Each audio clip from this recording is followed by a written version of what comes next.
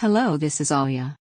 An Orthodox church designed on a rectangular plot of size 120 by 80 feet, abutting to a 40 feet wide main road in south direction. It is a ground plus one structure with second floor split in two levels. With appropriate setbacks. Ground floor has a huge stilt parking area. On first floor has a 10 feet wide passage in front of the vertical circulation area called narthex, and it provides entry to the church, where it has a huge hall called the nave with a central 7 feet wide passage or aisle, and has a seating for 392 people at a time.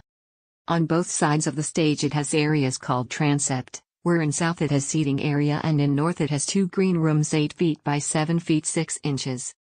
Above this, on first level of second floor, it has two rooms 32 feet by 33 feet, which can be used as multi-purpose areas for whole year.